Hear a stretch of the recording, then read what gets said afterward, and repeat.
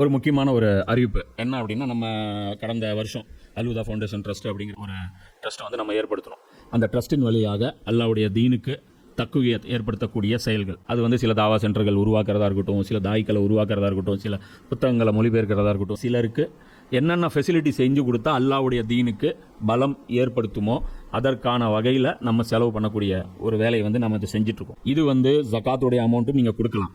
இது வந்து நீங்கள் அல்லாஹ்வுக்கு அழகிய கடன் அப்படிங்கிற அடிப்படையிலையும் கொடுக்கலாம். அல்லாஹ்வுடைய தீனுக்கு எது எல்லாம் வலிமைப்படுத்தக்கூடிய வேலையோ, அல்லாஹ்வுடைய அந்த தக்பீர் ரப் இகாமத்து தீனுக்காக செலவிடப்படும் ஒவ்வொரு பைசாவும் அல்லாஹ்வுக்கு கடன்.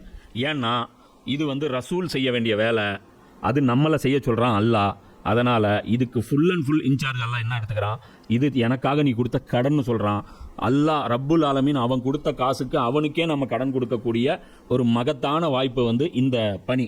இந்த பணியை வந்து நம்ம செய்கிறோம். இந்த ஒரு பணியை மட்டும்தான் நம்ம செய்கிறோம். அல்லாஹ்வுடைய தீனை சரியான விதத்தில் முஸ்லீம்களுக்கு புரிய வைத்து அதன் மூலமாக அல்லாஹ்வுடைய தீனை வந்து வலுப்படுத்துவது, இந்த ஒரே இலக்குக்காக நாம் வந்து அந்த ஒரு ட்ரஸ்ட் வச்சுருக்கோம். இதுடைய பொருளாதாரம் நிறைய தேவைப்படுது. இப்போ வேலை செய்யத்தான் நமக்கு முதல்ல ஒரு நிலம் மட்டும் வாங்குறதுக்கு, ஒரு பில்டிங் கட்டுறதுக்கான பணி மட்டும் இருந்தால் போதும்னு நினச்சோம். ஆனால் சர்க்கிள் பெருசாக ஆக நிறைய பணம் தேவைப்படுது.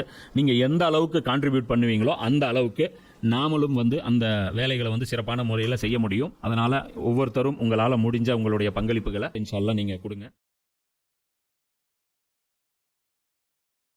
அவுஸு பில்லாஹி மினஷ் ஷைத்தானிர் ரஜீம். பிஸ்மில்லாஹிர் ரஹ்மானிர் ரஹீம். இன்னல் ஹம்துலில்லாஹ் நஹ்மதுஹு நஸ்தஈனுஹு நஸ்தக்ஃபிருஹு நுமினு பிஹி வ நதவக்கலு அலைஹி வ நஊஸு பில்லாஹி மின் ஷுரூரி அன்ஃபுஸினா வ மின் ஸய்யிஆத்தி அமாலினா. மை யஹ்திஹில்லாஹு ஃபலா முஸில்ல லஹு வ மை யுضلில்ஹு ஃபலா ஹாதிய லஹு. வ அஷ்ஹது அல்லா இலாஹ இல்லல்லாஹு வஹ்தஹு லா ஷரீக லஹு வ அஷ்ஹது அன்ன முஹம்மதன் அப்துஹு வ ரசூலுஹு. அம்மா பஅத்.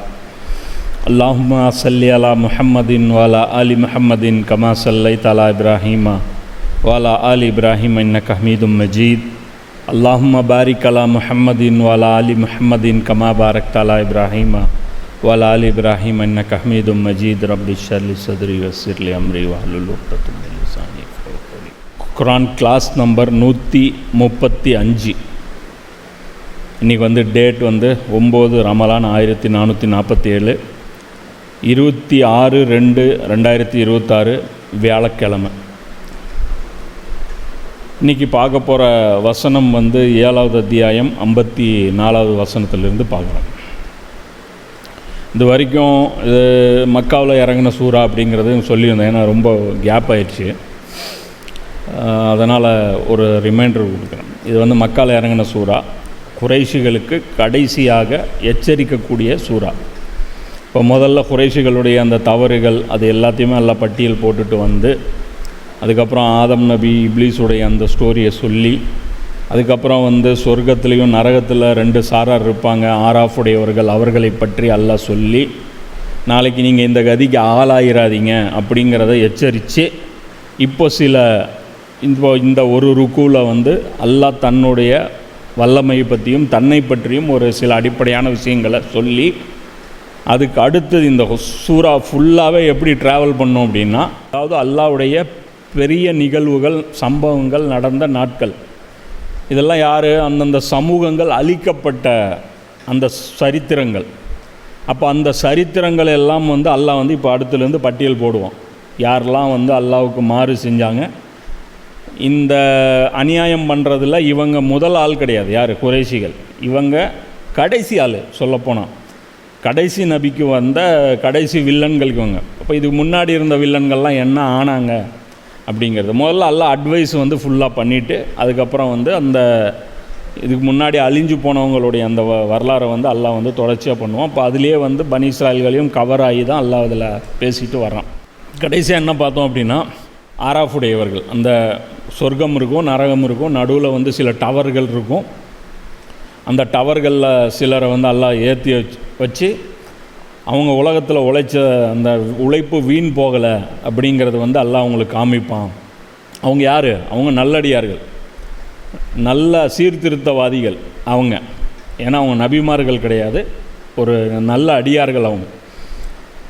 அவங்களுக்கு வந்து அல்லாஹ் இது காட்டுவான் அப்படின்னு சொல்லி சொன்னோம். அப்போது இதில் வந்து ஒரு சில விஷயங்கள் வந்து அதில் சொல்ல வேண்டியது விடுபட்டு இருந்தது. அதை வந்து கொஞ்சம் பார்த்துட்டு அதுக்கப்புறம் இந்த கிளாஸுக்கு உதாரணத்துக்கு இப்போ அது அல்லாஹ் வந்து அந்த விஷயங்களை சொல்லும்போது நரகம் இருந்துச்சு, நரகத்தில் சில பேர் இருந்தாங்க, சொர்க்கம் இருந்துச்சு, சொர்க்கத்தில் சில பேர் இருந்தாங்க, நடுவில் அந்த டவரில் வந்து சில பேர் இருந்தாங்க, அவங்க பார்த்தாங்க நரகவாசிகளை பார்த்து, ஓ ரைட்டு இந்த கலிக்கு வந்துட்டிங்களா, சொர்க்கவாசிகளை பார்த்து பரவாயில்ல நீங்கள் தப்பிச்சிட்டிங்களா அப்படின்னு சொல்லி அவங்க பார்த்து சந்தோஷம் அடைகிறாங்க. அவங்களும் சொர்க்கத்துக்கு போகணும் அப்படின்னு சொல்லிட்டு துவா கேட்குறாங்க. இப்போ இந்த நிகழ்வு வந்து சொல்லுதில்ல, இப்போ இந்த நிகழ்வு நடக்க போகிற நிகழ்வா நடந்த நிகழ்வு? நடக்க போகிற நிகழ்வு. இன்னும் உலகம் முடியல, அதுக்கப்புறம் சூர் ஊதப்படலை, மறுபடியும் மனிதன் உருவாக்கப்படலை, விசாரணை நடக்கலை, சொர்க்கம் கொண்டு வரப்படலை, நரகம் கொண்டு வரப்படலை, தீர்ப்பளிக்கப்படலை, நரகவாசிகள் போகலை, சொர்க்கவாசிகள் இன்னும் போகலை. ஏதோ குரான் எப்படி பேசுது, எல்லாம் முடிஞ்ச மாதிரி பேசுது. புரியுதா? அப்போ அந்த கூட்டத்தில் ஏதோ ஒரு கூட்டத்தில் நாமளும் இருந்திருப்போம். புரியுதா? அல்லாஹ் பாதுகாக்கணும், கெட்ட கூட்டத்தில் இல்லாமல் நல்ல கூட்டத்தில் நம்ம இருக்கணும். அப்போது அந்த ரெண்டு கூட்டத்தாரில் நம்மளும் இருந்திருப்போம். புரியுதா? அப்போது குரான் வந்து அவ்வளோ போல்டாக பேசுதுன்னு அதான் சொல்கிறேன்ல, குரான் அல்லாஹ்வுடைய வேதம்ங்கிறதுக்கு இதெல்லாம் தான் சான்று. இது எப்படி பேசுது, இப்படி நடக்கலாம், நடக்கும், நடந்தால் நல்லா இருக்கும், இப்படிலாம் பேசலை, நடந்து முடிஞ்சிருது தான் பேசுது. இப்போ குரானில் நீங்கள் இங்கிலீஷ் கிராமர் படிச்சிருப்பீங்க. Present tense, past tense, future tense. தற்போது, அதாவது தற்போது நடந்தது, இதுக்கு முன்னாடி நடந்தது, இதுக்கு அப்புறம் நடந்தது. ஒவ்வொரு லாங்குவேஜுக்கும் அது இருக்குது. அதே மாதிரி அரபிக்கும் அந்த இருக்குது. அப்போது மறுமை நாளை பற்றி நிறைய விஷயங்கள் பேசும்போது குரான் வந்து ஒவ்வொரு விதமாக பேசுது. ஆனால் அந்த ஆராஃப் சம்பவத்தை அது பேசும்போது குரான் எப்படி பேசுது, நடந்து முடிஞ்ச மாதிரி பேசுது. புரியுதா? அப்போ அது நடந்து முடிஞ்ச விஷயமா? நம்மளை பொறுத்த வரைக்கும் அது நடக்க போகிற விஷயம், அல்லாஹ்வை பொறுத்த வரைக்கும் அது முடிஞ்சு போன விஷயம். ஏன்? அல்லாஹ்வுக்கு டைமே கிடையாது. டைமுங்கிற பவுண்டிங்கு, டைமுங்கிற ஒரு கட்டுப்பாடு நமக்கு தானே தவிர அல்லாஹ்வுக்கு கிடையாது. ஸோ அல்லாஹ்வுடைய வல்லமையை புரிஞ்சுக்கணும் முதல்ல. அப்போ அல்லாஹ் எவ்வளோ விசாலமானது. அல்லாஹ் வந்து அந்த காட்சி அங்கே விவரிக்கிறான்னா அது அப்படியே அல்லாஹ் பார்த்து விவரிக்கிறான். இன்றைக்கும் அல்லாஹ்னால அந்த காட்சியை பார்க்க முடியும், நம்மளால் பார்க்க முடியாது. அல்லாஹ்வுக்கு நேற்று நடந்ததும் ஒரே மாதிரி பார்க்க முடியும், நாளைக்கு நடக்கிறதும் ஒரே மாதிரி பார்க்க முடியும். இப்போ அல்லாஹ்வுடைய வல்லமையை புரிஞ்சுக்கோ. அல்லாஹ் வந்து அலாக்குல்லி ஷையின் கதீர், அதாவது அதே மாதிரி அனைத்தையும் அறிந்தவன் அப்படின்னு சொல்லி அல்லாஹ் சொல்கிறான். அப்படின்னா அதுக்கு மீனிங் என்னன்னு புரிஞ்சுக்கோ. புரியுதா?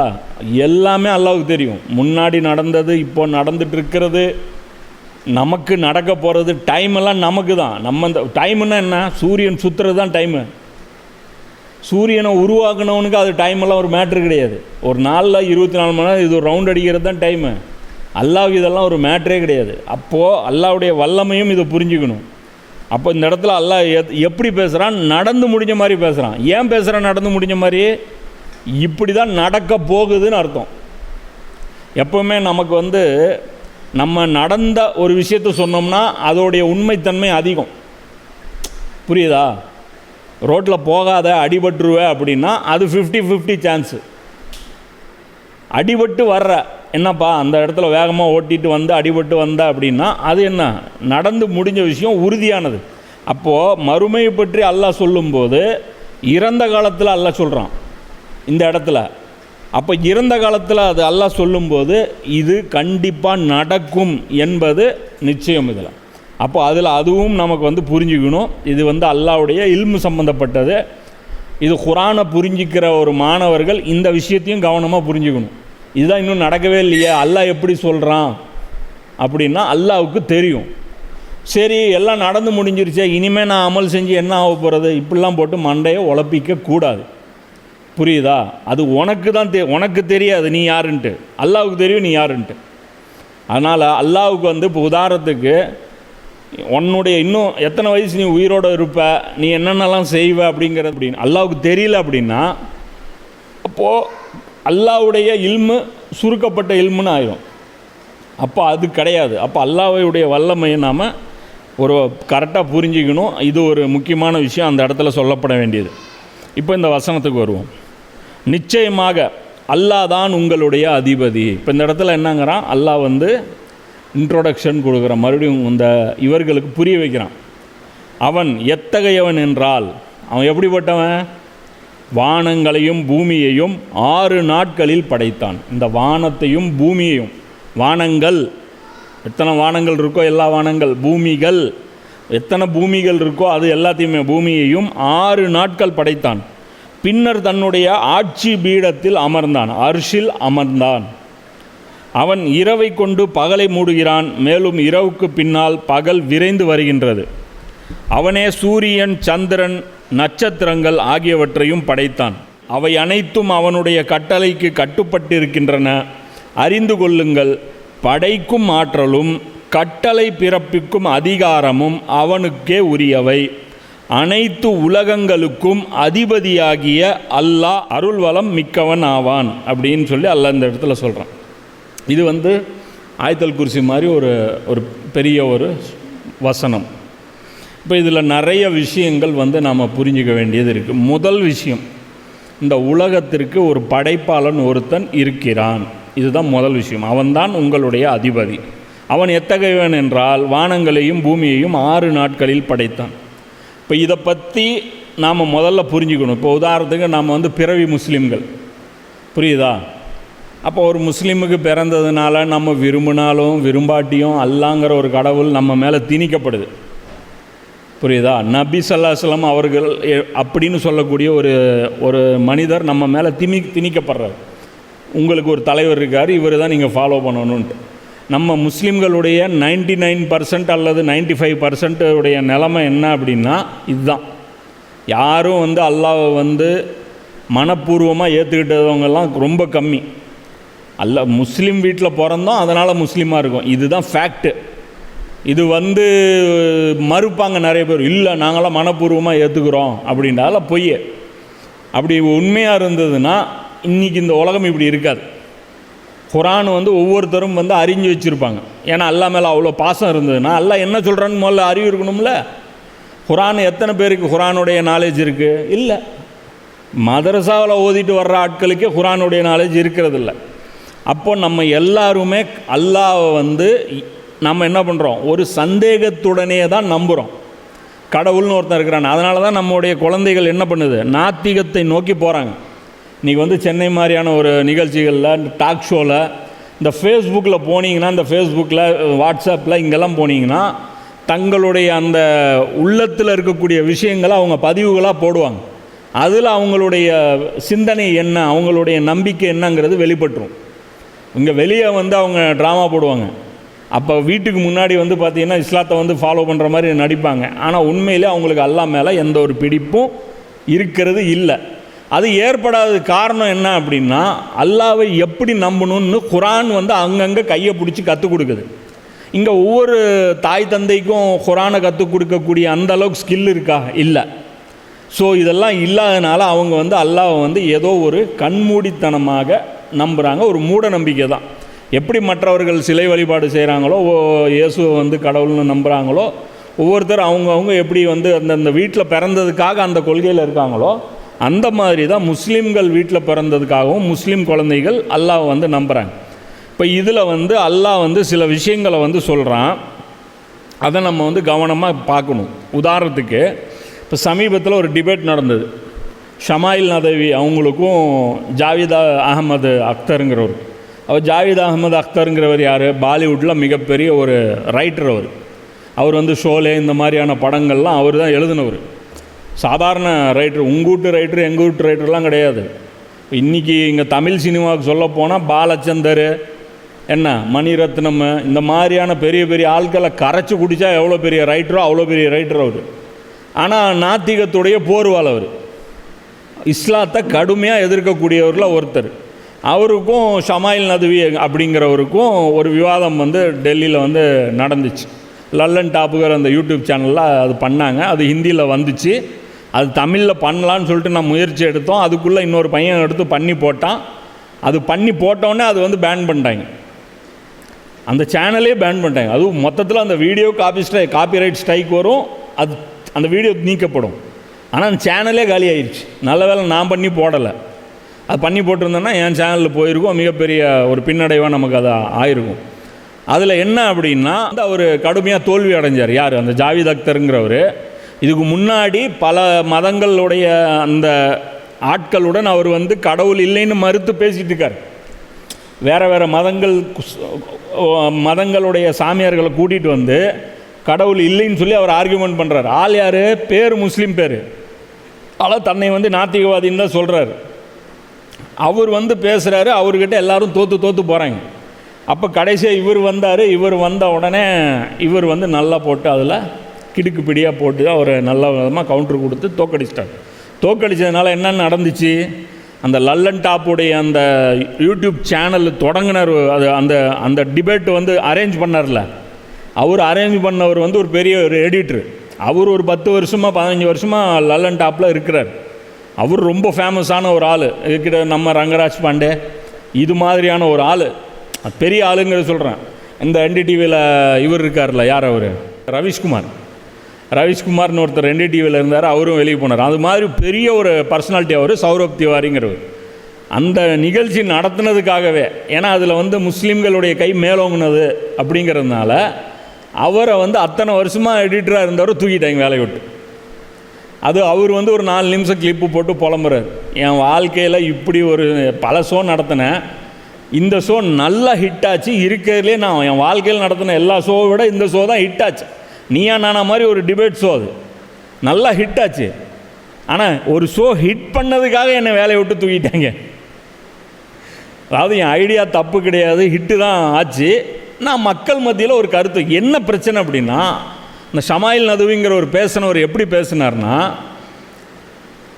அல்லாஹ் இருக்கிறானா இல்லையான்லாம் பேசலை, மொத்தத்தில் இந்த உலகத்திற்கு ஒரு கடவுள் இருக்கிறாரா இல்லையா இந்த அடிப்படையில் பேசினார். குரானை கொண்டு பேசலை, லாஜிக்கை கொண்டு பேசினார். அதாவது அறிவுபூர்வமான வாதங்களை வச்சு பேசினார். அப்போ அதில் அவர் யார் சார்பாக பேசுகிறாரு? இந்து சார்பாகவும் பேசுகிறாரு, கிறிஸ்தவர் சார்பாகவும் பேசுகிறாரு. ஏன்னா எந்த வேத புத்தகங்களும் அங்கே வச்சு விவாதிக்கப்படல. வெறும் கடவுள் இருப்பதற்கு வாய்ப்பு இருக்கா இல்லையா. இப்போ நீ கடவுளை மறுக்கிறீங்க, என்னென்ன ஆர்குமெண்ட் வச்சு மறுக்கிறீங்க, கடவுள் இருக்காருங்கிறதுக்கு என்னென்ன ஆர்குமெண்ட் இருக்குது அப்படின்னு சொல்லிட்டு ஒரு இது வந்து பண்ணுறாரு. ஸோ இது வந்து நம்ம புரிஞ்சுக்கணும். எதுக்காக சொல்கிறேன் அப்படின்னா, இப்போ இந்த வசனத்தில் அல்லாஹ் வந்து படைப்பை பற்றி பேசுகிறான். எதுவுமே இல்லாமல் இருந்தது, நான் தான் உருவாக்கினேங்கிறான். அல்லாஹ் இங்கே என்ன சொல்கிறான்? வானங்களையும் பூமியையும் அல்லாஹ் தான் படைத்தான், அது 6 நாட்களில் படைத்தான் அப்படின்னு சொல்லி அல்லாஹ் சொல்கிறான். இப்போ முதல்ல நாம் இங்கே 2 விஷயம் இதில் அல்லாஹ் சொல்கிறான். முதல் விஷயம் நாம் உறுதிப்படுத்தணும். என்ன? அல்லாஹ் தான் படைச்சேன்னு சொல்கிறான். அப்போ இது உண்மையா?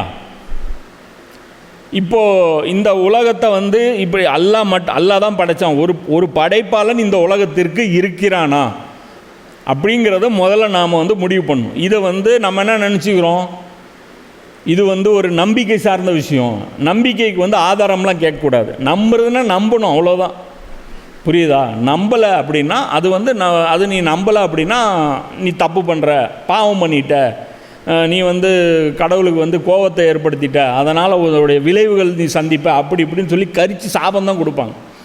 ஆனால் கடவுள் இருக்கிறான் அப்படிங்கிறதுக்கு அறிவு ஏற்கும் விதமாக ஆர்குமெண்ட்டு அவங்க சொல்ல மாட்டாங்க. இப்போ அந்த டிபேட்டில் என்ன நடந்துச்சுங்கிறது ஒரு முக்கியமான ஆர்குமெண்ட்டு. அதை மட்டும் நம்ம இப்போ பார்ப்போம். இப்போ இந்த இடத்துல அல்லாஹ் படைத்ததுக்கு நான் இருக்கேங்கிறேன். இப்போ படைப்புகள் படைத்தவன், இந்த விஷயத்தை எப்படி முடிவு பண்ணுறது? இந்த விஷயத்தை முடிவு பண்ணுறதுக்கு இதுக்கு வந்து லாஜிக்கல் ஆர்குமெண்ட்டுக்கு வந்து இதுக்கு வந்து என்ன வச்சுருக்கிறாங்க அப்படின்னா கான்டின்ஜென்ட் ஆர்குமெண்ட். இதுக்கு பேர் என்ன சொல்கிறாங்க? கான்டின்ஜென்சி ஆர்குமெண்ட். இந்த கான்டின்ஜென்ட் அப்படிங்கிறது என்ன, முதல்ல இது புரிஞ்சுக்கணும். கான்டின்ஜென்ட் அப்படின்னா ஒரு பொருள், புரியுதா? கான்டின்ஜென்ட் அப்படிங்கிறது ஒரு பொருள். எப்படிப்பட்ட பொருள்? அந்த பொருள் இருக்கவும் செய்யலாம், இல்லாமலும் இருக்க செய்யலாம். இருந்தாலும் ஒன்றும் பெரிய பாதிப்பு ஏற்படுத்த போகிறது கிடையாது, இல்லை என்றாலும் பெரிய பாதிப்பு ஏற்பட போகிறது கிடையாது. உதாரணத்துக்கு ஒரு காலத்தில் ஃபேனு இல்லாமல் இருந்துச்சு, இப்போ ஃபேன் வந்திருக்கு. இந்த உலகத்தில் ஃபேனுங்கிறது இருந்தே ஆகணும்னு ஏதாவது தீர்மானம் இருக்கா? ஃபேன் இல்லாத காலகட்டத்திலையும் உலகம் இயங்கிட்டு தானே இருந்துச்சு, புரியுதா? அது அவ்வளோ எதுக்கு எடுக்கிறோம்? இந்த உலகமே எடுத்துக்கோ. இந்த உலகமே ஒரு காலத்தில் உருவான ஒரு விஷயந்தான். ஒரு காலத்தில் உலகமே இல்லாமல் தானே இருந்துச்சு. ஒரு காலத்தில் கடல் இல்லாமல் தானே இருந்துச்சு, ஒரு காலத்தில் சூரியன் இல்லாமல் தானே இருந்துச்சு. அப்போது அது என்ன அர்த்தம்? அது கண்டிப்பாக இருந்தே ஆக வேண்டும் என்ற தேவை அந்த பொருளுக்கு கிடையாது. இதுக்கு பேர் என்ன? கான்டின்ஜென்ட். இப்போ இந்த பொருள் நிச்சயமாக இருந்தே ஆக வேண்டும் என்ற எந்த தேவையும் கிடையாது. புரியுதா? இன்னும் கொஞ்சம் பெட்டராக புரிஞ்சுக்கோ. உதாரணத்துக்கு ஒரு மரத்துலேருந்து இப்போ நான் டேபிள் செய்யணும். இந்த டேபிள் இருந்தே ஆகணும்னு ஏதாவது அவசியம் இருக்கா? இல்லை. இருந்தால் அதோடைய கூடுதல் ஏதாவது பலன்களை நம்ம அனுபவிக்க முடியும்.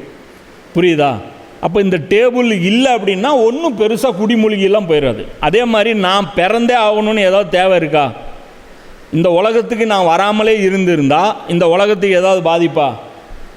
கிடையாது. புரியுதா? அப்படி இருக்கும்போது என்னுடைய தேவை, இந்த பொருட்களுடைய தேவை, நாம் பார்க்கக்கூடிய இந்த உலகத்தில் இருக்கிற ஒவ்வொரு பொருளுடைய தேவையும் நிச்சயமானது கிடையாது. புரியுதா?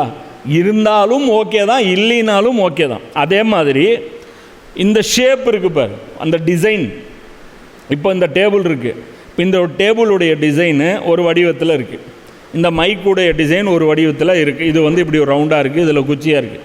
இது வேறு டிசைனில் இருக்க முடியுமா? முடியாதா? முடியும். புரியுதா? அப்போன்னா இந்த டிசைனும் தேவையற்றது. கண்டிப்பாக இந்த டிசைனில் தான் இது இருக்கணும்னு அவசியம் இருக்கா? கிடையாது.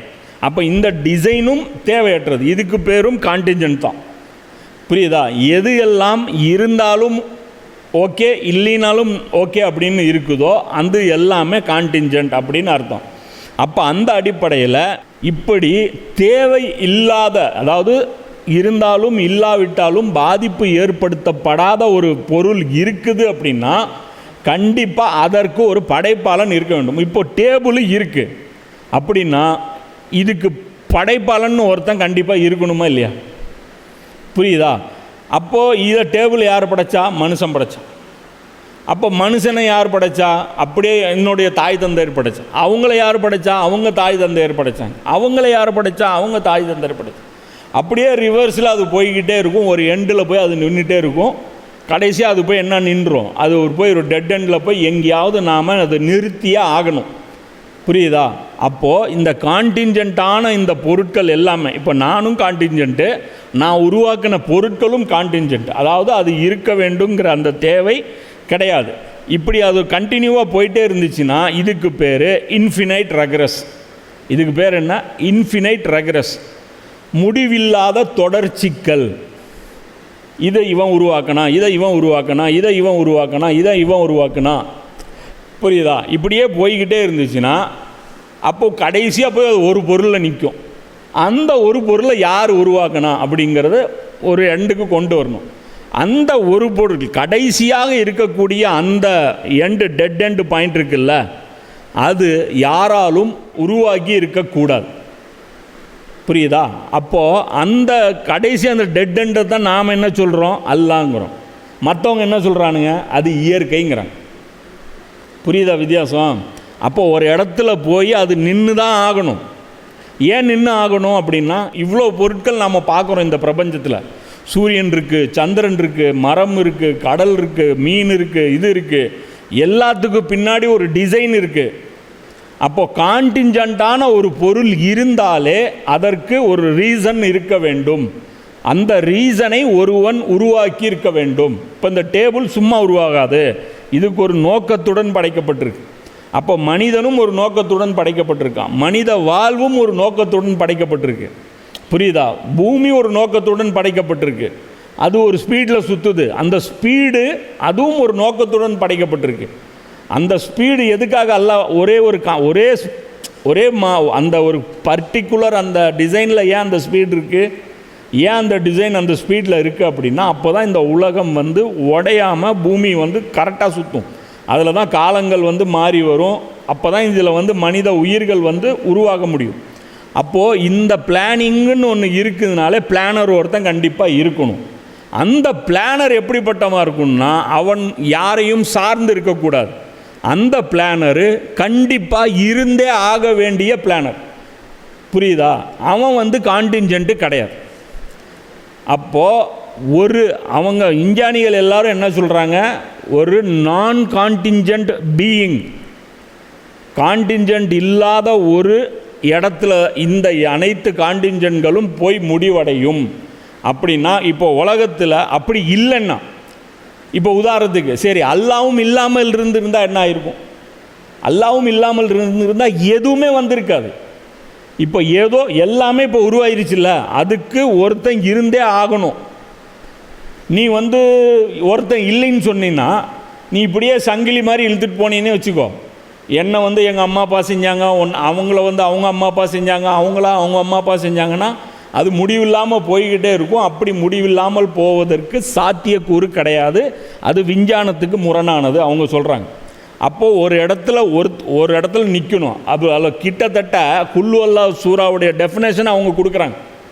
அந்த நான் கான்டின்ஜென்ட் அதுக்கு அவங்க என்ன சொல்கிறாங்க? அவன் யாராலும் படைக்கப்பட்டிருக்கக்கூடாது, அவன் யாருக்கும் பிறந்திருக்கக்கூடாது, அவனுக்கு பெற்றோர் இருக்கக்கூடாது, அவன் யாரையும் சார்ந்து இருக்கக்கூடாது. அல்லாஹ் சம்மது. அப்போ குல்லு அல்லாஹ் சூரா சயின்ஸ் சொல்லுது, புரியுதா? அப்போ இந்த விஷயத்தை நாம் புரிஞ்சுக்கணும். தர்க்க ரீதியாகவும் கடவுள் இப்படி தான் நாம் முதல்ல புரிஞ்சுக்கணும். கடவுளுங்கிறது கண்டிப்பாக இருந்தே ஆக வேண்டும். ஏன் அப்படின்னா படைப்புகள் இருக்குது. படைப்புகள்னு ஒன்று இருந்துச்சுன்னா அதுக்கு படைத்தவன் ஒருத்தன் இருந்தே ஆக வேண்டும். அப்போ அதுக்கு அவங்க என்ன தெரியுமா சொல்கிறாங்க? இப்போ இந்த கான்டின்ஜென்ட்டு இருக்கக்கூடிய பொருட்கள் ஒரு பக்கம், கான்டின்ஜென்ட்டு போய் முடிவடைகிற ஒரு இடம் இருக்குல்ல, அதுக்கு பேர் என்ன சொல்கிறாங்க? Necessary being. தவிர்க்க முடியாத ஒரு படைப்பாளன் இருந்தே ஆக வேண்டும். ஏன்னா அவனிடம் இருந்து தான் அனைத்து பொருட்களும் படைக்கப்பட்டிருக்கிறது. அதிலிருந்து எத்தனை பெருகி வந்திருந்தாலும் சரி, அல்லாஹ் ஆதம் நபியை படைத்தான், ஆதம் நபியிலேருந்து இன்னொரு ஜோடி வந்துச்சு, இன்னொரு ஜோடியிலேருந்து அத்தனை ஜோடி வந்தாலும் கடைசியாக அல்லாஹ் இல்லைன்னா ஆதம் நபி வந்திருக்க மாட்டார். ஆதம் இருக்காருனாலே அல்லாஹ் இருக்கான்னு அர்த்தம், புரியுதா? ஏன் இப்போ இவ்வளோ பொருட்கள் நம்ம பார்த்துட்ருக்குறோம். அப்போ இத்தனை பொருட்கள் இருக்குதுன்னா ஒவ்வொன்றுக்கும் ஒரு காரணம் இருக்கும். அந்த காரணத்தை அந்த பொருட்கள் முடிவு செய்யலை, அதை உருவாக்கினவன் முடிவு செய்யணும். அதானே? டேபிள் இப்படி இருக்கணும்னு டேபிள் முடிவு பண்ணிச்சா? மைக் இப்படி இருக்கணும்னு மைக் முடிவு பண்ணிச்சா? மைக்கை உருவாக்கினவன் முடிவு பண்ணான், புரியுதா? இதோடைய ஷேப்பை அவன் முடிவு பண்ணான், இதோடைய பர்பஸ் அவன் முடிவு பண்ணான். அப்போ எல்லாத்தையுமே புரிஞ்சுக்கணும். அப்போ இதுக்கு பேர் என்ன? Necessary being. அது அவங்க என்ன சொல்கிறாங்க அப்படின்னா தேவையான கண்டிப்பான இருப்பு. அதுக்கு அவங்க டெஃபினேஷன் என்ன சொல்கிறாங்க? அது எவராலும் உருவாக்கப்படவில்லை என்று இருக்க வேண்டும், அது தானாகவே இருந்து கொண்டே இருக்க வேண்டும், அது இல்லாமல் போவதற்கு வாய்ப்பே இல்லை. நான் கான்டின்ஜென்ட் அப்படிங்கிறாங்க. அதுவே கடவுள்.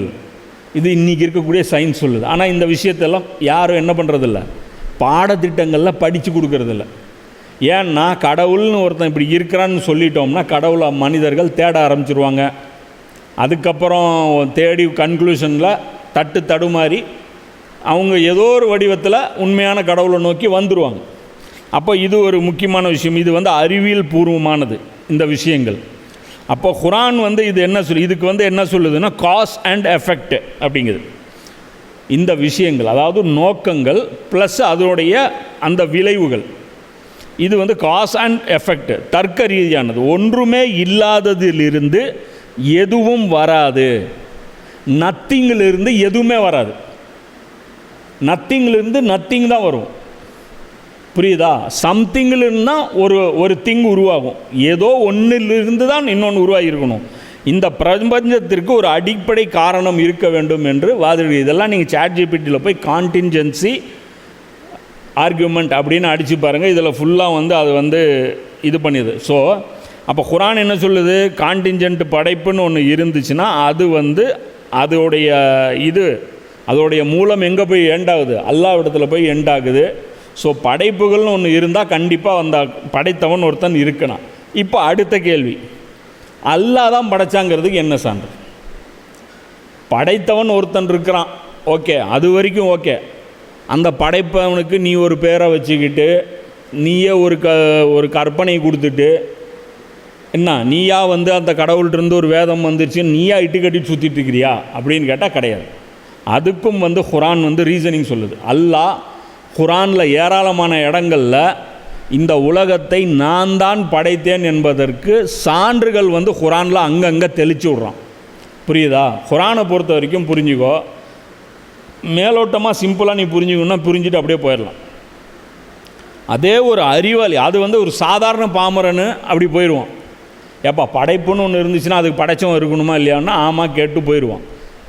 ஒரு அறிவாளி, ஒரு புத்திஜீவி, ஒரு விஷயத்தை வந்து உள்ள ஊடுருவி பார்க்கக்கூடியவன் அப்படி மேலோட்டமாலாம் நம்பிட்டு போயிட மாட்டான். அவன் அடுத்த கேள்வி கேட்பான், படைப்பாளன் ஒருத்தன் இருக்கிறான்னு தான் நீ இப்போ நிறுவி இருக்க, நீ சொல்லக்கூடிய அல்லாஹ் தான் படைத்தவன்கிறதுக்கு என்ன சான்று? இப்போ இது கேள்வி வரும்ல. இப்போ இதுக்கு தான் இந்த குர்ஆன், இந்த ஆயத்து வந்து பதில் சொல்லுது. அல்லாஹ் என்ன சொல்கிறான்? நிச்சயமாக அல்லாஹ் தான் உங்களுடைய அதிபதி. இப்போ சொன்னால் அப்படியே ஏற்றுட்டு போயிடணுமா? அடுத்த கேள்வி அல்லாஹ் சொல்கிறான், அவன் எத்தகவன் என்றால் வானங்களையும் பூமியையும் 6 நாட்களில் படைத்தான். இதுதான் அல்லாஹ் வந்து நான் தான் படைச்சேங்கிறதுக்கு சான்று. இது படைத்தவன் மட்டுமே அறிஞ்சு வச்சிருக்கக்கூடிய ரகசியம் இது. இப்போ உதாரணத்துக்கு இன்றைக்கி நாம் பார்க்குற இந்த சூரியன் இருக்குல்ல, இப்போ இன்றைக்கி விஞ்ஞானிகள் என்ன சொல்கிறாங்கன்னு சொல்கிறேன். இன்றைக்கி என்ன சொல்கிறாங்க, இன்றைக்கி நாம் பார்த்துட்ருக்கிறோம்ல சூரியனு, இது வந்து முதலில் படைக்கப்பட்ட சூரியன் கிடையாது. இது முதலில் படைக்கப்பட்ட சூரியன் கிடையாது. இதுக்கு முன்னாடி இதோடைய வடிவம் வேறையாக இருந்திருக்கு, அதுக்கு முன்னாடி வேறையாக இருந்திருக்கு, புரியுதா? அதுக்கு முன்னாடி அது வேறையாக இருந்திருக்கு. இது மாதிரி பல கட்டங்கள். இப்போ உதாரணத்துக்கு சொல்கிறதுனா என்னென்னா, முதல்ல பஞ்சு எடுக்கிறோம். இந்த சட்டை இப்படி இருக்குது, சட்டை இது என்ன டைரெக்டாக சட்டை செடியிலேருந்து வந்துச்சா? முதல்ல பஞ்சாக இருந்துச்சு, அதுக்கப்புறம் அந்த பஞ்சு வந்து நூலாக மாறிச்சு, அதுக்கப்புறம் அந்த நூல் வந்து துணியாக மாறிச்சு, அதுக்கப்புறம் அந்த துணி வந்து ஒரு பர்டிகுலர் டிசைனில் கட்டிங்காக போச்சு, அதுக்கப்புறம் ஒவ்வொரு கட்டிங்கும் இணைக்கப்பட்டது, ஒவ்வொரு கட்டிங்கும் இணைக்கப்பட்டு ஒவ்வொரு அளவு எடுத்து தைக்கப்பட்டு அதுக்கப்புறம் தான் இப்போ சட்டையாக மாறி இருக்கு. அது மாதிரி குர்ஆன் வந்து என்ன சொல்லுது அப்படின்னா, இந்த வானம் பூமி 6 கட்டங்களில் படைக்கப்பட்டது. இந்த 6 நாட்கள் அப்படின்னு இருக்குது. 6 நாள்லாம் நம்முடைய நாள் கணக்கு கிடையாது. குர்ஆன் சொல்லக்கூடிய அந்த இடத்துல நாட்கள் அப்படிங்கிறதுக்கு என்ன வார்த்தை பயன்படுத்துது? யவுமுங்கிறது பயன்படுத்துது. யவுமுன்னா காலகட்டம்னு அர்த்தம், புரியுதா? சித்தத்தின் ஐயாமின், அல்லாஹ் என்ன சொல்கிறான்? சித்தத்தின் ஐயாமின், 6 ஐயாம்களில். யவுமுங்கிறது காலகட்டம்னு அர்த்தம். அப்போது 6 காலகட்டங்களில் இந்த படைப்பு நடந்திருக்கிறதுங்கிறான். இது நடந்தது எப்போ? அப்போ மனுஷனும் உருவாகலை, புரியுதா? அல்லாஹ் என்ன சொல்கிறான்? இப்போ நம்ம இன்றைக்கி உட்கார்ந்துட்டு இருக்கிற இந்த பூமி இருக்குல்ல, இது வர்றதுக்கு இந்த வானம் பூமி முதல் முறை படைக்கப்பட்டு அது உடைக்கப்பட்டு இன்னொன்னா படைக்கப்பட்டு அது உடைக்கப்பட்டு இன்னொன்னா படைக்கப்பட்டு அது உடைக்கப்பட்டு இன்னொன்னா படைக்கப்பட்டு அது உடைக்கப்பட்டு இன்னொன்னா படைக்கப்பட்டு இப்போ வந்திருக்கு. முதல்ல படைக்கும்போது ஒரு 4-5 கேஸ் இருந்திருக்கு. உதாரணத்துக்கு சொல்கிறேன், முதல்ல அல்லாஹ் படைக்கும்போது ஒரு 4-5 கேஸ் இருந்திருக்கு. அதுக்கப்புறம் அந்த படைப்பை வந்து டெஸ்ட்ராய் பண்ணுறான். அது பண்ணும்போது அந்த 4 கேஸு 8 கேஸாக மாறுது, 8 16ஆக மாறுது, 16 32ஆக மாறுது. இப்படி மாறி மாறி மாறி அது வந்து அடுத்தடுத்த கட்டங்களை நோக்கி அது வளருது. இது தான் குர்ஆன் வந்து சொல்லுது. இதுக்கு வந்து என்ன சொல்கிறாங்க அப்படின்னு பார்த்தீங்கன்னா, இந்த சயின்ஸினுடைய இந்த விஷயத்தை பொறுத்த வரைக்கும் இதுக்கு என்ன சொல்கிறாங்க? அதுக்கு படைப்பாளன் ஒருத்தன் நிச்சயமாக இருக்கணுங்கிறதுக்கு கான்டின்ஜென்சி ஆர்குமெண்ட்டுன்னு சொல்லி சொல்கிறாங்க. இது இந்த வானம் பூமி பல கட்டங்களாக படைக்கப்பட்டதுங்கிறதுக்கு என்ன சொல்கிறாங்க? நெபுலா ஹைப்போதீசிஸ், நெபுலா ஹைப்போதீசிஸ் அப்படின்னு சொல்கிறாங்க. அப்போ இதில் வந்து அவங்க ஒரு பட்டியல் போடுறாங்க. அவங்க என்ன சொல்கிறாங்க? முதல்ல பிக் பேங் நடந்துச்சு. இது வந்து குர்ஆன் இதையும் சொல்லுது. 6 கட்டங்களில் படைக்குதுன்னு அல்லாஹ் சொன்னால, அது மட்டும் சொல்லலை, ஆரம்பத்தில் ஒரே ஒரு பொருள் தான் இருந்துச்சுங்கிறதும் அல்லாஹ் சொல்கிறான். இது வந்து 21ஆம் அத்தியாயத்தில் 30 வசனத்தில் அல்லாஹ் சொல்கிறான், நபியை நிராகரித்தவர்கள் சிந்தித்து பார்க்க வேண்டாமா? இந்த நிராகரிக்கிறாங்களே அவங்க யோசித்து பார்க்க வேண்டாமா? வானங்கள் பூமி அனைத்தும் ஒன்றோடு ஒன்று சேர்ந்திருந்தன.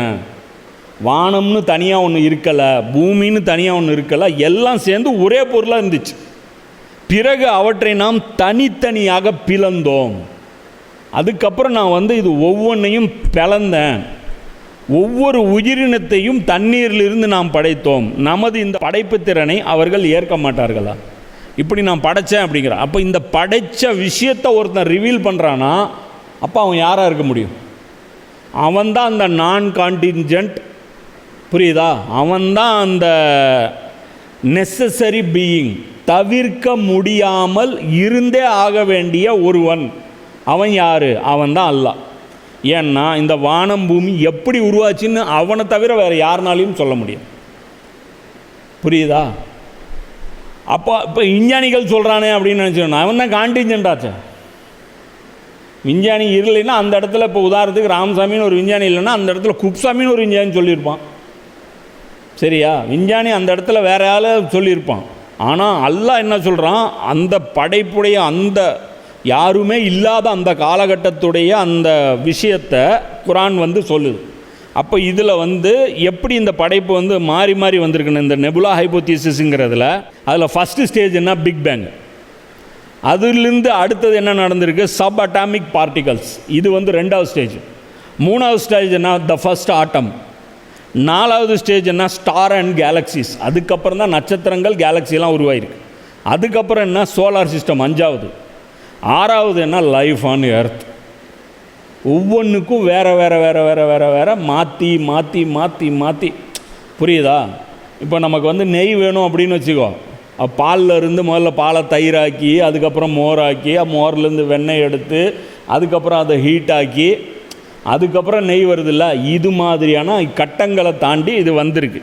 புரியுதா? இந்த விஞ்ஞானமும் என்ன சொல்லுது, இந்த அண்ட சராசரம், இந்த பிரபஞ்சம் 6 கட்டங்களில் படைக்கப்பட்டிருக்குங்கிறது. இது குரான் வந்து பேசுது. எப்படி சாத்தியம்? புரியுதா? அப்போ புரியுதா, அல்லாஹ் தான் அந்த கான்டிஞ்சென்ட்டு பீயிங்கு, நெசசரி பீயிங்குங்கிறது. புரியுதா? இது வந்து நாம் வந்து ஒரு சேக் ஆஃப் ஆர்குமெண்ட்டுக்காக தான் சொல்கிறோம். ஏன்னா விஞ்ஞானிகள் சர்டிஃபிகேட் கொடுத்தா தான் நாம் அல்லாஹ்வை ஏற்றுக்கணுன்ட்டு கிடையாது. ஆனால் ஒரு விஞ்ஞானி மனசு வச்சா அல்லாஹ் தான் இந்த உலகத்தின் படைப்பாளன் என்பதை புரிந்து கொள்ள முடியும். புரியுதா? இப்போ இதில் அடுத்த கேள்வி வரும், இது ஏன் ஒரே படைப்பாக அல்லாஹ் ஆக்கியிருக்கலாமே? உதாரணத்துக்கு இப்போ வானத்திலிருந்து மழை வருது. மழை வந்து அதுக்கப்புறம் அது வந்து செடி கொடிய அரிசி அந்த நெல் மேலே உழுவுது. அதுக்கப்புறம் அந்த நெல் கதிர் வந்து மேலே வருது. அதுக்கப்புறம் அந்த கதிரை கொண்டு போய் காய வச்சு அதை பண்ணி அரிசியாக வருது. இதுக்கு வானத்திலேருந்து மழை பெய்யும் போது அரிசியாகவே உளுந்துட்டு போச்சுன்னா வேலை மிச்சமில்ல. ஒரு நாளைக்கு அரிசி மழை வரும், அடுத்த நாள் பருப்பு மழை விழுவும், அடுத்த நாள் மிளகா மழை, அடுத்த நாள் தக்காளி மழை, இப்படி ஒவ்வொன்றா விழுந்துட்டு இருந்துச்சுன்னா மழைன்னு தனியாக பிரிஞ்சு என்ன வேண்டியது இருக்குது. இது எதுக்காக அல்லாஹ் இப்படி பண்ணுறான் அப்படின்னா, அல்லாஹ் எதுக்கு இது பண்ணுறான் அப்படின்னா மனுஷன் சிந்திக்கணுங்கிறதுக்காக. அதாவது அல்லாஹ்வை பார்க்காமல் அல்லாஹ்வுடைய வல்லமையை பார்த்து அல்லாஹ்வை அறிந்து கொள்வது. எப்படி அல்லாஹ் வந்து இப்போ இதெல்லாமே நம்மளை மீறி நடக்குது. நாம் என்ன தான் தலைகீழாக நின்று தண்ணி குடித்தாலும் நம்மளால் ஒரு செடியை உருவாக்க முடியாது, ஒரு சொட்டு தண்ணியை உருவாக்க முடியாது.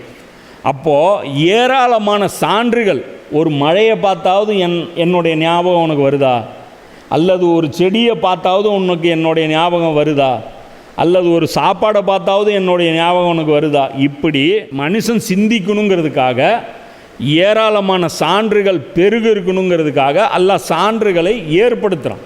அது மாதிரி தான் இதுவும். எது? இந்த உலகம் 6 கட்டங்களாக படைக்கப்பட்டதுங்கிறது. அப்போது ஒரு பெரிய ஒரு அறிவில் சிறந்தவர்கள் யார்? இந்த வெள்ளைக்காரங்களில் 2 கேட்டகரி இருக்குதுன்னு வச்சுக்கோ. ஒன்று திருட்டு பசங்க, அவங்க இனத்தை தவிர மற்ற எல்லா இனத்தையும் அடக்கி ஆளணும்னு கொலவெறியில் இருக்கிறவங்க.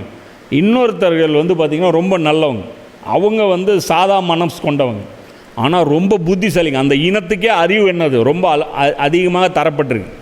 அவங்க எல்லாருமே வந்து பார்த்திங்கன்னா அறிவின் அடிப்படையை கொண்டு தான் எந்த ஒரு விஷயத்தையும் வந்து அவங்க நம்புவாங்க. அப்போ அந்த மாதிரி அறிவாளிகளுக்கும் சரக்கு இருக்கணும். அதாவது அவங்களும் ஆய்வு பண்ணி கடவுளை வந்து அவங்க வந்து அறிந்து கொள்ளணும் அப்படிங்கிறதுக்காக சில டஃப்பான அத்தாட்சிகளையும் எல்லாம் வச்சுருக்கான், சில எளிமையான அத்தாட்சிகளும் வச்சுருக்கான். இப்போ இதெல்லாம் எளிமையான அத்தாட்சி. எது? பூமியை பார்க்குறோம், ஒரு தக்காளி முளைச்சி வருது, ஆஹா நம்ம ஒன்றுமே பண்ணலையே, இது எங்கேருந்து முளைச்சி வருது. பக்கத்தில் செடி வைக்கிறோம். இப்போ இவங்க பார்த்தாங்க, பாவக்காய் செடி பக்கத்தில் இருக்குது, அது பக்கத்துலேயே தக்காளி செடி, பக்கத்துலேயே மிளகா செடி.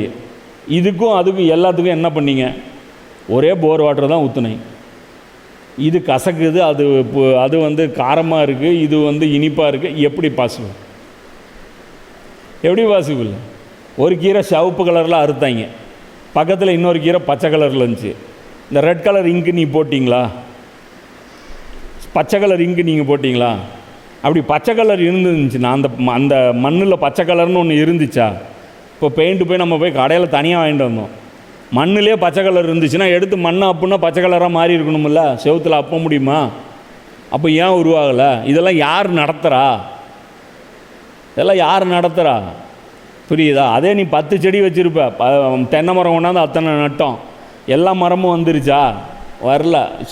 எல்லாத்தையும் ஒரே மாதிரி தான் நட்டோம், ஒரே தண்ணி தான் ஊற்றணும், ஆனால் சிலது வந்துச்சு சிலது வரல. இதெல்லாம் யார் பண்ணுறா?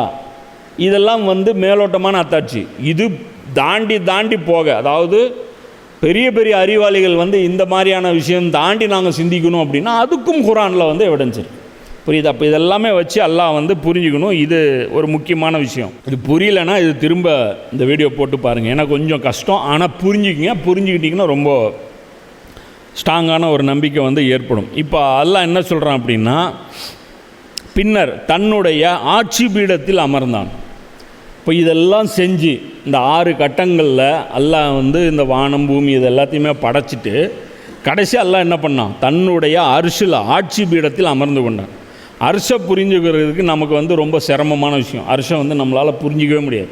நம்ம நினைக்கிற மாதிரி அது சேர் கிடையாது, அது 8 கால் இருக்குதுன்னு சொல்லப்பட்டாலும் அது காலுன்னா எந்த மாதிரி கால் அதெல்லாம் நம்ம கற்பனை பண்ண முடியாது. அல்லாஹ் உட்காந்து இருக்கிறத நம்மளால் கற்பனை பண்ண முடியாது. நம்ம மனித அறிவை வச்சுலாம் இது முடிவு பண்ண முடியாது. மொத்தத்தில் அர்ஷை பற்றி நம்ம மேலோட்டமாக என்ன தெரிஞ்சுக்கணும்? அவன் அங்கிருந்து ஆட்சி செய்யும் இடம். அங்கிருந்துக்கிட்டே அவன் என்ன பண்ணுறான்? அல்லாஹ் தன்னுடைய உத்தரவுகளையும் அருட்கொடைகளையும் இந்த தன்னுடைய படைப்புகள் மேலே செலுத்திகிட்டே இருக்கான். சரியா? அப்போ இதில் இன்னொரு விஷயமும் நமக்கு புரிஞ்சுக்கணும். இந்த உலகத்தை அவன் படைச்சி தன்னுடைய கைகளை உதறிட்டு அவன் எப்படியோ நாசமாக போங்கன்னு சொல்லி விட்டுறல. படைச்சிட்டு அதுக்கப்புறம் அவன் என்ன பண்ணிகிட்ருக்கான்? அங்கேருந்து ஆட்சி புரிஞ்சிட்ருக்கான். இந்த உலகத்தில் எது நடக்கணும் எது நடக்கக்கூடாது எல்லா விஷயங்களும் அவன் பார்த்துட்ருக்கான். அனைத்து ஆற்றலும் கட்டுப்பாடும் அவங்ககிட்ட தான் இருக்கு. புரியுதா? இப்போ இதில் அந்த குறைஷிகளுடைய நம்பிக்கை என்னவாக இருந்துச்சு? குறைஷிகள் பார்த்திங்கன்னா ஏராளமான சிலைகள் வச்சுருப்பாங்க. கேட்ட அந்த சிலைகள் என்ன சொல்லுவாங்க? இந்த சிலை என்ன பண்ணும்? மழை கொடுக்கும். இந்த சிலை என்ன பண்ணும்? இது எங்களுக்கு கால்நடைகளை வளர்த்துக்கும். இது கால்நடைகளுக்கான கடவுள், இது மழைக்கான கடவுள், இது அழிப்பதற்கான கடவுள், இது குழந்தை வரம் தரக்கூடிய கடவுள். இப்படி டிபார்ட்மெண்ட்டு பிரித்து அவங்க வச்சுட்டாங்க. இதுக்கு ரீசன் அவங்க என்ன சொன்னாங்க அப்படின்னா, எல்லாத்தையும் படைச்சது அல்லாஹ் தான். படைச்சிட்டு அவன் அல்லாஹ் என்ன பண்ணிட்டான்? ஒதுங்கிட்டான். படைச்சிட்டு ஒதுங்கிட்டான். ஒவ்வொன்றும் ஒரு ஆள் கையில் கொடுத்துட்டு ஒதுங்கிட்டான். இப்போ நம்ம கம்பெனிஸ் அப்படி தானே நடத்துகிறோம். இப்போ ஃபேக்ட்ரிஸ் அதுக்கு ஒவ்வொருத்தருக்கும் ஒரு மேனேஜர் செட் பண்ணி கொடுத்துட்டு விட்டுருவோம். அதுக்கப்புறம் ஏதோ வேணும்னா அந்த மேனேஜர்கிட்ட தான் போகணும். ஓனர்கிட்ட போய் டைரெக்டாக நீ எல்லாத்துக்கும் போகக்கூடாது. வந்தால் கூட அவர் வட்டி விடுவார். உன்னை யார் இங்கே வர சொன்ன? முதல்ல அந்த பிரான்ச்சில் போய் என்னன்னு அங்கேயே போட்டிருக்கேன்ல ஆள், ஃபோன் நம்பர் இருக்குல்ல, பார்க்கலையா போ அப்படின்னு சொல்லி அனுப்பி விட்ருவான். ஆனால் அல்லாஹ் அப்படி செய்யலை. அவன் தான் எல்லா கண்ட்ரோல் வச்சுருக்கு. இப்போ சூரியன் இப்போ சுற்றிட்டு இருக்குது, யார் பொறுப்பு? அல்லாஹ்வுடைய பொறுப்பு. இப்போ வானத்தில் இவ்வளோ நட்சத்திரங்கள், இவ்வளோ படைப்புகள், இவ்வளோ கோள்கள் இயங்கிட்டு இருக்குது, இதுக்கெல்லாம் யார் பொறுப்பு? அல்லாஹ் தான் பொறுப்பு. இப்போ மழையில் விளைய வைக்கிறது யார் பொறுப்பு? அல்லாஹ் தான் பொறுப்பு. இந்த காற்று வீசி கொட்டு இருக்கிறதுக்கு யார் பொறுப்பு? அல்லாஹ் தான் பொறுப்பு. இது எல்லாமே அல்லாஹ் அந்த இடத்துலேருந்தே பண்ணிகிட்ருக்கான். அதே மாதிரி குரான் அல்லாஹ்வை என்னவா அறிமுகப்படுத்து. இதுவும் முக்கியமான விஷயம். அல்லாஹ்வை பற்றி எங்கெல்லாம் அவனுடைய வல்லமை பற்றி வருதோ அந்த இடத்துல எல்லாமே அவனை பற்றி என்ன வருது? அரசன் அப்படின்னு சொல்லி அல்லாஹ் சொல்கிறான். அப்போ நான் என்ன சொல்கிறேன்? ஆட்சி பீடம் அப்படிங்கிறான். அரிசுங்கிறது ஒரு உட்காந்துருக்கிற இடம் இல்லை, ஆட்சி. ஒரு மன்னர் ஒரு இடத்துல உட்காந்துக்கிட்டு எப்படி ஆட்சி பண்ணுறானோ அது மாதிரி நானும் ஒரு குறிப்பிட்ட இடத்தில் இருந்து கொண்டு ஆட்சி செய்கிறேங்கிறான். இது மன்னரோடு அல்லாஹ் ஏன் ஒப்பிடுறான் அப்படின்னா, மனுஷனுக்கு தெரிஞ்ச அந்த அறிவை கொண்டு அல்லாஹ்வுடைய அந்த வேலையை இப்படி தான் புரிஞ்சிக்க முடியும். புரியுதா? அப்போது இப்போ இதிலே இன்னொரு விஷயமே அறிஞ்சுக்கணும். என்னென்னா, ஒரு மன்னன் இருக்கான், அவன் ஒரு ஊருக்கு போய் படையெடுத்து போகிறான். அந்த ஊரை கஷ்டப்பட்டு அடி வாங்கி உத வாங்கி பல வீரர்களுடைய உயிர்களை அர்ப்பணித்து ஏகப்பட்ட செலவுகள் பண்ணி அந்த ஊரை ஜெயிச்சிட்டான்.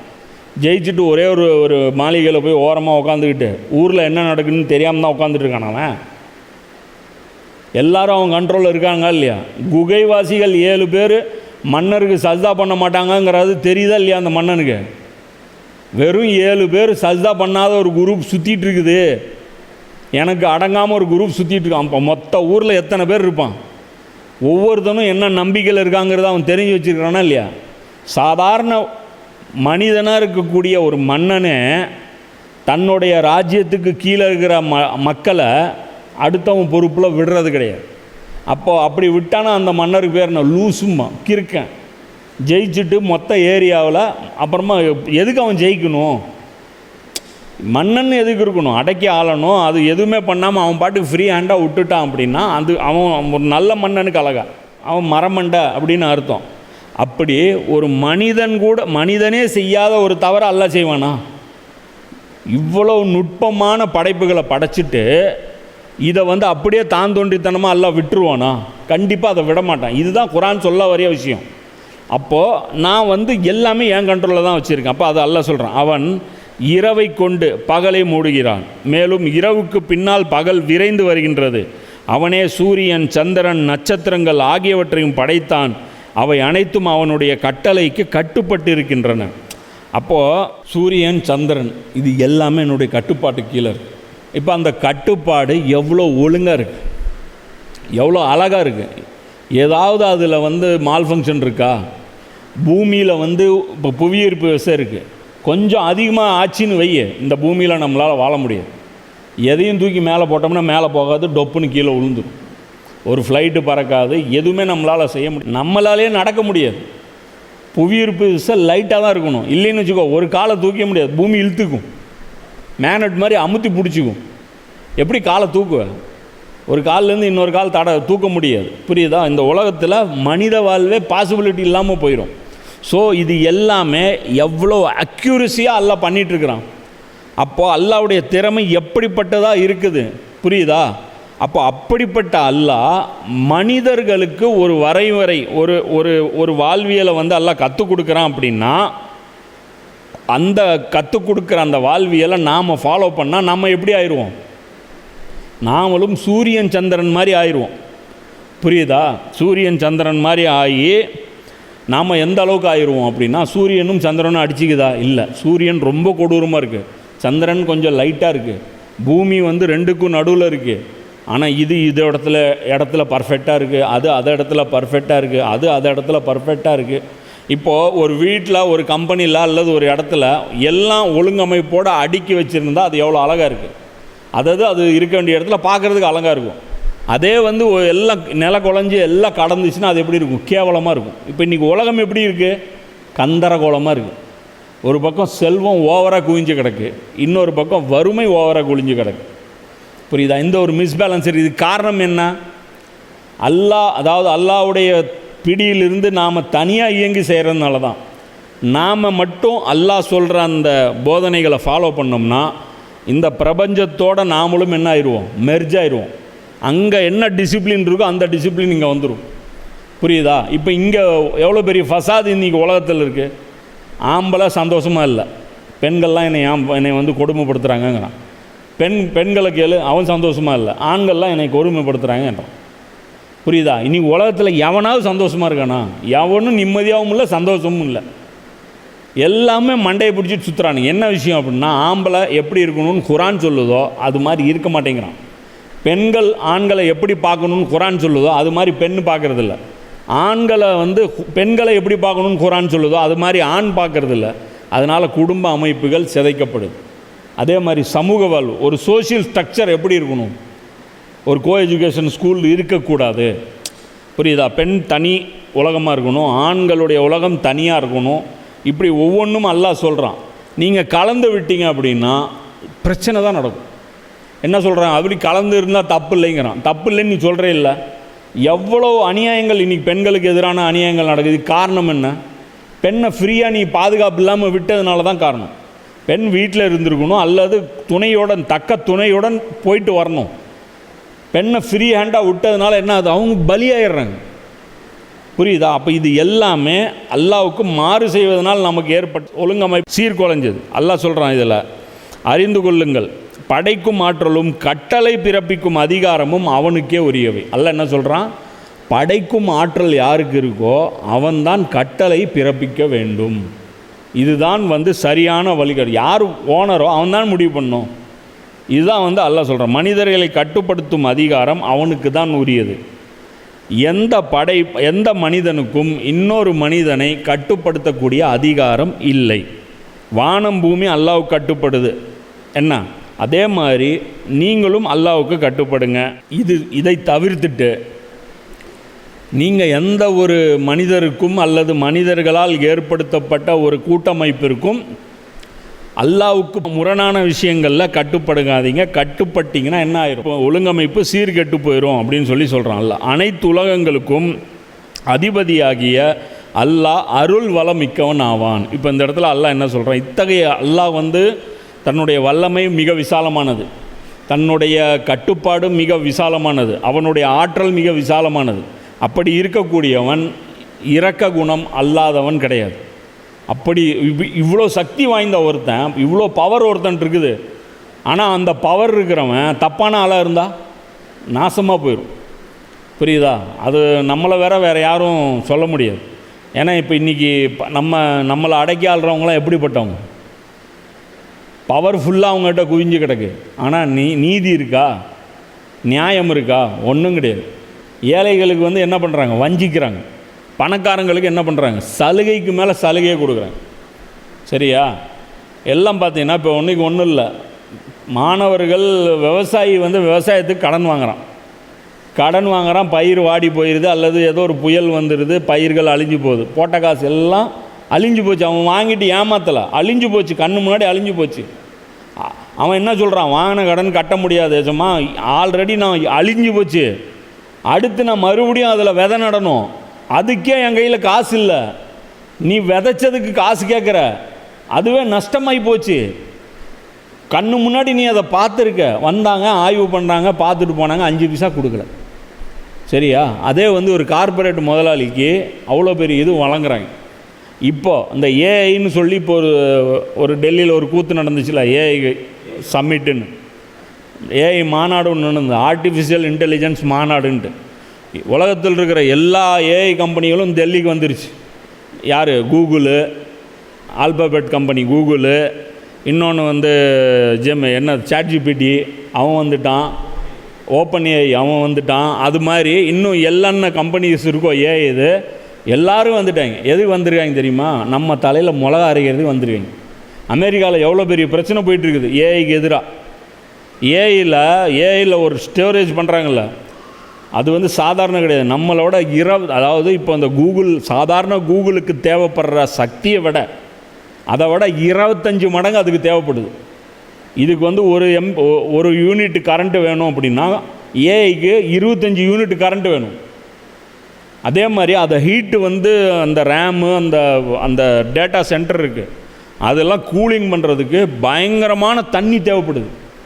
லிக்விட் கூலிங் நம்ம வச்சுருக்கோம்ல சிபியில் சின்னதாக, அது மாதிரி பல லட்சம் கோடி லிட்ரு தண்ணி அதுக்கு தேவைப்படுது. இப்போ அமெரிக்காவில் இப்போ என்ன பண்ணிட்டுருக்காங்க, இதெல்லாம் மூடுங்கன்னு சொல்லி போராட்டம் நடத்தி, ஜல்லிக்கட்டு போராட்டம் மாதிரி ஒரு போராட்டம் நடத்தி அதை மூடி செலிப்ரேட் பண்ணிகிட்ருக்கான். எங்கே? அமெரிக்காவில். இந்த ஏஐனால் வந்து இவ்வளோ பெரிய பாதிப்பு வந்திருக்குன்னு. என்ன பிரச்சனைனா, அதுக்கு யூஸ் பண்ணுற தண்ணி ஒரு கெமிக்கல் ஊற்றி தான் அந்த தண்ணியை வந்து சர்க்குலேட் பண்ணுறாங்க. புரியுதா? அந்த தண்ணி வந்து அது எல்லாமே கம்ப்யூட்டருக்குள்ளே அந்த தண்ணி போயிட்டு இப்படி வந்து வருது. அது கம்ப்யூட்டருக்கு எவ்வளோ பெருசு இருக்குது, ஏக்கர் கணக்கில் இருக்குது, சின்னது கிடையாது. அது போனீங்கன்னா பெரிய அப்படியே பலாயிரம் சதுர அடியில் வந்து அவ்வளோ பெரிய அந்த யூனிட்ஸ் எல்லாம், டேட்டா சென்டர்லாம் அவ்வளோ வச்சுருக்காங்க. அதிலெல்லாம் தண்ணி போயிட்டு வருது. அதுலேருந்து வெளியே போகிற தண்ணி அவ்வளோ விஷம் கலந்த தண்ணியாக இருக்குது. அதனால் அடித்து துரத்தி விட்றாங்க. நம்மளால் இப்போ தான் சந்தோஷமாக எடுத்து வாங்க ஏஐ வாங்க அப்படின்னு கூப்பிட்டுருக்கான். அவன் இந்தியா அழிக்கிறதுக்கு வந்திருக்கான். இதில் கூத்து என்ன தெரியுமா, இப்போ பட்ஜெட்டில் அறிவித்தாங்க வேறு என்ன தெரியுமா, 2047 வரைக்கும் இவங்களுக்கு டேக்ஸ் ஹாலிடே. என்ன டேக்ஸ் ஹாலிடே? எதுவும் கட்ட தேவையில்லை. எது வரைக்கும்? 2047 வரைக்கும். ஏன் அது மக்களுக்கு கொடுக்கலாம்ல, ஏழை மக்களுக்கு டேக்ஸ் ஹாலிடே மாதம் ஜிஎஸ்டி ஃபைல் பண்ணலைன்னா மண்டை மேலே கொட்டிட்டு வந்து ஃபைனு இது பண்ணுறான். என்ன 4 வருஷத்துக்கு முன்னாடி நடந்த கேஸெல்லாம் ஆடிட்டிங் பண்ணி இப்போ அனுப்பிட்டுருக்கிறான், 60 லட்சம் கட்டு 70 லட்சம் கட்டு அப்படின்ட்டு. அப்போது விஷயம் என்னன்னா, பவர் இருக்கிறது பிரச்சனை இல்லை, பலசாலியாக இருக்கிற பிரச்சனை இல்லை, இது மாதிரி ஒன் சைடாக போயிட்டாங்கன்னா பெரிய பிரச்சனை. அதே மாதிரி மக்களுடைய கவலையை புரிஞ்சிக்காமல் இருந்தாங்கன்னா அது பெரிய பிரச்சனை. ஆனால் அல்லாஹ் எப்படிப்பட்டவன், அப்படிப்பட்டவன் கிடையாது. அல்லாஹ் வந்து ஒரு குறிப்பிட்ட சாராருக்கு மட்டுமே ஒரு சார்பு கொண்டவன் கிடையாது. அதே மாதிரி உங்களுடைய கவலைகள் புரியாதவன் கிடையாது. அதே மாதிரி எல்லார் மீதும் இரக்கம் கொண்டவன். அதுதான் அல்லாஹ் என்ன சொல்கிறான், அனைத்துலகங்களுக்கும் அதிபதியாகிய அல்லாஹ் அருள் வளம் மிக்கவன். அல்லாஹ் என்ன சொல்கிறான், டே என்கிட்ட பர்க்கத்து ஏகப்பட்டது இருக்குடா, என்கிட்ட அதாவது நீங்கள் மட்டும் ஒழுங்காக என்னுடைய யோசனைகளை பின்பற்றுனீங்கன்னா இந்த உலகம் அவ்வளோ அருள் வளம் மிக்கதாக மாறிடும். இதில் ஏழைகளுக்கு வந்து பிரச்சனை வராது. இதில் வந்து ஆண்கள் பெண்கள் முதலாளி தொழிலாளி எல்லாரும் நிம்மதியாக இருப்பாங்க. அல்லாஹ் அது சொல்கிறான். இன்னொரு விஷயம் புரிஞ்சுக்கணும், என்ன அப்படின்னா, கடவுள் என்பவன் முதல்ல படைப்புகள் அனைத்தைக்கும் முதலானவனாக இருக்கணும். புரியுதா? ஒரு படைக்கப்பட்ட உலகத்துக்குள்ளே ஒருத்தன் கடவுள் வந்து உதிக்கக்கூடாது. அப்போ கடவுள்னு ஒருத்தர் பிறந்துட்டார்னாலே அவர் யார்? கான்டிஞ்சென்ட். அவர் வந்து நெசசரி பீயிங் கிடையாது. அவர் இல்லாமலும் உலகம் இயங்கிட்டு தான் இருந்தது. இப்போ உதாரணத்துக்கு ஒரு நபியை வந்து கடவுள்னு சொல்கிறீங்கன்னு வச்சுக்கோ, எதுக்கு மற்ற நபியை எடுக்கணும்? நம்ம நபியை எடுத்துக்கோ. இப்போ நபி ஸல்லல்லாஹு அலைஹி வஸல்லம் கடவுள்னு வச்சுக்கோ, ஒரு கூட்டம் சொல்லுதுன்னு வைய, நபி ஸல்லல்லாஹு அலைஹி வஸல்லத்துக்கு முன்னாடியே உலகம் இயங்கிட்டு தானே இருந்துச்சு. அப்போ இவர் வந்ததுக்கப்புறமும் இயங்கிட்டு தானே இருக்குது, அவர் போனதுக்கப்புறமும் இயங்கிட்டு தானே இருக்குது. அப்போ அவர் எதுக்கு தேவை? புரியுதா? அவர் இறை தூதர், அவருடைய போதனைக்காக அவரை பின்பற்றுறோம், அது வேறு விஷயம். ஆனால் அவரை கடவுள்னு சொல்கிறதுக்கு இது முகாந்தரம் கிடையாது. புரியுதா? அவருடைய உண்மையான ஃபஸீலத் என்னவோ அதுதான் சொல்லணும். அதை விட்டு அவரை கடவுள்னு சொல்லக்கூடாது. இப்போ இவங்கெல்லாம் என்ன பண்ணிட்டாங்க, குறைஷிகள் இது மாதிரியான படைக்கப்பட்ட பொருட்களை பார்த்து கடவுள் அப்படின்னு சொல்கிறாங்க. அப்போ அதுதான் அல்லாஹ் சொல்கிறான், அப்படி கிடையாது, அப்படி நீங்கள் சொல்லாதீங்க, நான் தான் படைச்சிருக்கேன், நீங்கள் வந்து என்னை மட்டும்தான் நீங்கள் வந்து நம்பணும் அப்படின்னு சொல்கிறான். அப்போது அதே மாதிரி தன்னை பற்றி அல்லாஹ் என்ன சொல்கிறான் அப்படின்னா, இந்த போலி கடவுள்கள் உருவாக்குறவங்க எல்லாருமே வைக்கக்கூடிய ஆர்குமெண்ட் என்னென்னா, அல்லாஹ் வந்து கடுகடுன்னு இருப்பான். ஏன்னா அவனுடைய ஆற்றல் ரொம்ப மேலானது, அவன் பயங்கரமான விசாலமானவன், அவன் வந்து பயங்கரமான சர்வ வல்லமை மிக்கவன். அவங்ககிட்ட போய் நீங்கள் ஏதோ ஒரு விஷயத்துக்கு சின்ன சின்ன விஷயத்துக்கு கூட அவங்ககிட்ட போகணுமா அப்படிங்கிற. ஆனால் அல்லாஹ் அப்படி சொல்லலை. சின்ன சின்ன விஷயத்துக்கும் வாங்க, தாராளமாக வாங்க, நான் வாரி வழங்குறேன். எனக்கு இது ஒரு கஷ்டம் கிடையாது, உங்களெல்லாம் அட்டன் பண்ணுறது எனக்கு ஒரு கஷ்டம் கிடையாது, உங்களுக்கு வந்து நான் அருள் பாலிக்கிறது எனக்கு ஒரு சிரமமான வேலை கிடையாதுன்னு சொல்லி அல்லாஹ் வந்து அதை சொல்லிகிட்ருக்கான். அப்போது இந்த விஷயமெல்லாம் நம்ம புரிஞ்சுக்கணும். அதாவது கடவுள் உண்மையிலே இருக்கிறாங்கிறத நாம் வந்து குர்ஆன் இல்லாத வகையில் புரிந்து கொள்ள முதல்ல நம்ம முயற்சி பண்ணணும். நம்முடைய குழந்தைகளுக்கும் அதை சொல்லி கொடுக்கணும். ரெண்டாவது, இந்த படைப்புகளை பற்றி குர்ஆன் என்ன சொல்லுது, படைப்புகள் வந்து அதை பற்றி என்னெல்லாம் விஷயங்கள் சொல்லுதோ அது எல்லாமே நாம் ஆய்வு பண்ணும்போது நம்முடைய நம்பிக்கை வந்து இன்னும் அதிகரிக்கும். அல்லாஹ்வை பற்றிய தெளிவான அந்த அறிவை எந்த அளவுக்கு நாம் வந்து அதிகப்படுத்துகிறோமோ அந்த அளவுக்கு நமக்கு என்ன கிடைக்கும், அல்லாஹ் மேலே நம்பிக்கை அதிகமாகும், ஈமான் வந்து இன்னும் வந்து வலிமை பெறும். இது வரைக்கும் போதும். இன்ஷா அல்லாஹ் அடுத்தடுத்த கிளாஸ்லேருந்து மீதியிலேருந்து கண்டினியூ பண்ணுவோம். வாஹிர் தாவானா அனில் அல்ஹம்துலில்லாஹி ரப்பில் ஆலமீன்.